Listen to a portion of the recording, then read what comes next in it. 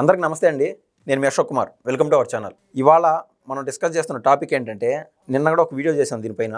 నిన్న సుప్రీంకోర్టులో ఒక కీలకమైన విషయం గురించి అయితే చర్చకు వచ్చింది. ఆ విషయం ఏందిరా అంటే, మన దేశంలో ఉన్నటువంటి మొత్తం ఎంపీలు, అన్ని రాష్ట్రాల్లో ఉన్నటువంటి ఎమ్మెల్యేలు, వీళ్ళపైన ఉన్నటువంటి కేసులు దాదాపు 40% కేసులున్నాయి. అంటే 100 మంది ఎమ్మెల్యేలు ఉంటే 40 మంది ఎమ్మెల్యేల పైన కేసులు ఉన్నాయి. 100 మంది ఎంపీలు ఉంటే 40 మంది ఎంపీల పైన కేసులు అంటూ ఉన్నాయి. ఫర్ సపోజ్ జగన్మోహన్ రెడ్డి పైన పదుల సంఖ్యలు అంటే 32-34 రేంజ్లో కేసులు ఉన్నాయి. ఆయన వరుసగా 10 సంవత్సరాల పాటు ప్రతి శుక్రవారం రోజు కోర్టుకు అటెండ్ అవ్వాల్సి ఉండగా కూడా ఆయన ఏ రోజు అటెండ్ కాల. కానీ ఈ సుప్రీంకోర్టులో ఒక న్యాయవాది వేసిన అఫిడవిట్ ఏంటంటే, వరుసగా 2 వాయిదాలకు కన్నా అటెండ్ అవ్వకుండా ఉంటే వాళ్ళని జైల్లో వేసేట్టుగా ఏదైనా తీర్మానం తీసుకురండి సుప్రీంకోర్టు ద్వారా. లేకుండా ఉంటే సమాజంలో పేటరేగిపోతున్న ఈ యొక్క సోషల్ మీడియా ఉన్మాదులు కావచ్చు, సోషల్ మీడియా సైకోలు కావచ్చు, ఆడపిల్లల్ని ఏడిపించే వాళ్ళు కావచ్చు, అదేవిధంగా అక్రమాలు, ఆక్రమణలు, అవినీతి ప్రతి ఒక్కటి ఈ సమాజంలో కుళ్ళు ప్రేరుకుపోతుంది. దీన్ని ఎలిమినేట్ చేయాలంటే ఎప్పటికప్పుడు సుప్రీంకోర్టు కానీ, హైకోర్టులు కానీ తగు దృష్టితో వీళ్ళపైన కేసులు పెట్టాలా, వాళ్ళకు జైలు అంటే భయం ఉండే విధంగా ఉండాలా, ప్రతి 3 నెలలకు బెయిల్ పెట్టుకొని బయటకు వస్తున్నారు. దీనిపైన అంతా సుప్రీంకోర్టులో డిస్కషన్ అయింది. మొత్తం మీద ఈ చర్చ తర్వాత సుప్రీంకోర్టు ఒక తీర్మానం చేసింది. ఇది ఎలక్షన్ కమిషన్ అనేది ఇండివిజువల్ బాడీ. ఆ ఎలక్షన్ కమిషన్కి ఒక ప్రతిపాదన పెట్టింది. ఎవరు? సుప్రీంకోర్టు. అయ్యా, ఈ మాదిరి 40% ఎమ్మెల్యేల పైన, ఎంపీల పైన కేసులు అంటూ ఉన్నాయి.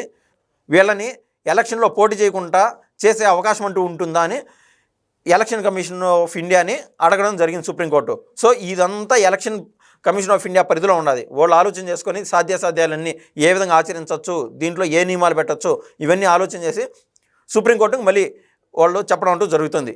ఇది ఇలా చేస్తే బాగుంటుందని సుప్రీంకోర్టు వీళ్ళ ప్రతిపాదన అంటూ పంపించడం జరుగుతుంది. ఇది ఒక ఇష్యూ. నిన్న మనం చూసాం బోలేబాబా డైరీ అని చెప్పి ఉత్తరాఖండ్లో.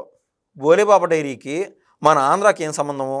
ఆంధ్రాలో తిరుమల లడ్డుని కల్తీ చేసిన వ్యవహారంలో బోలేబాబా డైరీ ప్రధానంగా ఉండదు. అంటే అదొక బూచిగా చూపించి ఏఆర్ డైరీ వీళ్ళందరూ ఇన్వాల్వ్ అయిపోయి గత ప్రభుత్వంలో జగన్మోహన్ రెడ్డి చేసిన అవినీతిలో భాగంగా బోలేబాబా డైరీ ఇక్కడ ఒక కీలక పాత్ర ఉంది.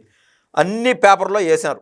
ఈ బోలేబాబా డైరీకి సంబంధించి ఆంధ్రాలో ప్రతి పత్రికలో, ఆంధ్రప్రభలో కూడా వేశారు, ఈనాడులో వేశారు, ఆంధ్రజ్యోతిలో వేశారు, మెయిన్ స్ట్రీమ్ మీడియాలో మొత్తం వేశారు.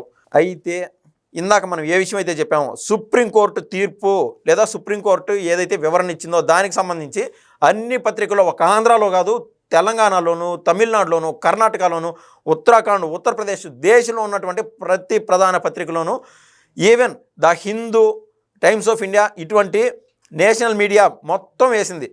రిపబ్లిక్ టీవీ అయితే దానిపైన చర్చ పెట్టింది నిన్న సాయంత్రం 7:30 సమయంలో. మొత్తం ఫోకస్ మొత్తం సుప్రీంకోర్టు ఏదైనా వ్యాఖ్య చేస్తే ఆ వ్యాఖ్యని హైలైట్ చేస్తూ చెప్పడం అనేది ఆనవాయితీ. అది అసలు అంత ఇంపార్టెంట్ కూడా. కానీ ఇవాళ నేను ఈ విషయం మీ ముందుకు తీసుకొస్తున్నాను. ఒక ఆశ్చర్యార్థకంగా ఉంటుంది.